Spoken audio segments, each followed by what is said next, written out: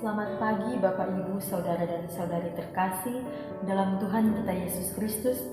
Tema kita pada pagi hari ini yaitu tentang duduk dan mendengarkan. Bapak Ibu dan Saudara-saudari terkasih dalam Tuhan kita Yesus Kristus. Alkisah seorang anak yang terus melayani ayahnya dengan rajin. Setiap ayahnya pulang kerja, ia menyiapkan segelas kopi hangat, cemilan kesukaan sang ayah dan koran.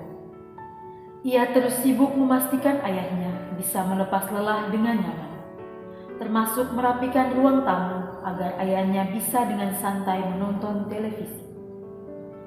Beberapa kali si ayah memanggil anaknya agar duduk di sana bersamanya, tapi anak ini seolah tidak punya waktu untuk itu dan terus menyediakan bermacam-macam hal yang ia anggap bisa menyenangkan hati ayahnya. Si ayah kemudian datang menghampirinya. Sambil tersenyum, ayah berkata, "Nak, ayah senang kamu sudah bersusah payah melakukan hal-hal yang baik untuk ayah. Tapi ayah akan jauh lebih senang kalau kamu mau berhenti sejenak dan duduk mengobrol bersama ayah. Ada banyak yang ingin ayah sampaikan kepadamu. Pengalaman-pengalaman ayah, nasihat dan sebagainya yang ayah yakin bisa membantumu untuk menjadi orang yang berhasil dan berintegritas. Selain itu, kamu harus tahu bahwa tidak ada yang lebih menyenangkan dari ayah selain menikmati kebersamaan denganmu." Ilustrasi sederhana di atas sedikit banyak menggambarkan hati Bapa. Ada banyak orang yang salah mengira bahwa mereka harus sibuk melayani. Semakin terlihat sibuk, semakin baik pula mereka pastinya di mata Allah. Bapak, Ibu, Saudara-saudari terkasih dalam Tuhan kita Yesus Kristus.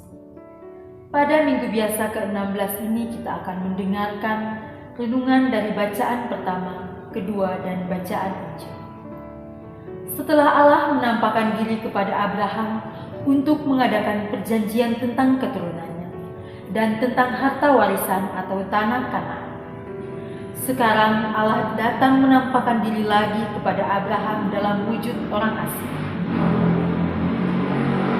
Allah yang menjelma menjadi tiga sosok manusia datang mengunjungi Abraham, tidak jauh dari kemahnya. Mereka dalam perjalanan menuju kota Sodom dan Gomora, tapi mampir sebentar untuk istirahat dan makan siang di tempat kediaman Abraham atas permintaan Abraham. Bapak, Ibu, Saudara dan Saudari terkasih dalam Tuhan kita Yesus Kristus. Kata-kata Yesus memberikan hidup yang kekal. Kalau makanan paling, ya lapar begitu saja. Atau makanan bisa dicari atau disuguhkan paling belakang. Tetapi kata-katanya didengarkan dengan sungguh-sungguh. Maria tidak pernah melayani Yesus, tetapi dengan mendengarkan sungguh-sungguh telah memuaskan Yesus. Bapak, Ibu, dan Saudara-saudari terkasih dalam Tuhan kita Yesus Kristus.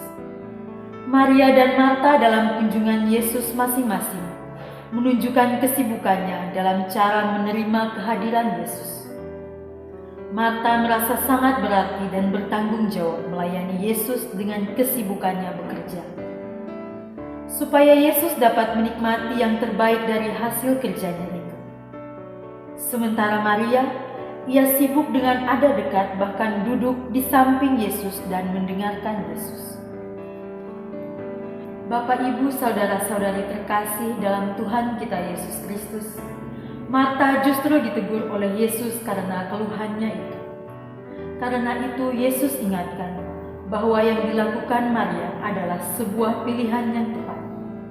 Maria berani meninggalkan rutinitasnya untuk sesaat bisa ada, dekat dan berbicara, berjumpa dengan Tuhan yang datang begitu langka di rumah mereka sebagai tamu.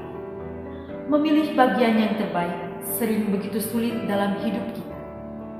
Terkadang yang dirasa terbaik adalah kalau bekerja dan bekerja, memenuhi segala kebutuhan keluarga, rumah tangga, kesuksesan karir, berbagai rencana dan program, kerja yang harus diselesaikan. Bapak, Ibu, saudara-saudari terkasih dalam Tuhan kita Yesus Kristus.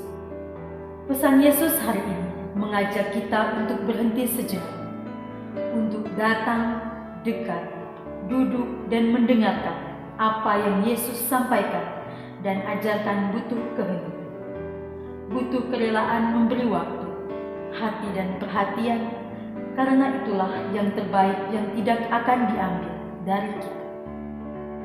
Itulah saat rahmat, saat perjumpaan pribadi dengan Yesus yang selalu siap menyapa.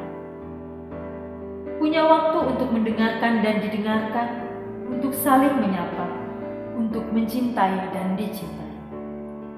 Relasi hati bisa dibangun kalau orang punya hati untuk saling memperhatikan dan memberi hati, untuk saling menyapa dalam kasih.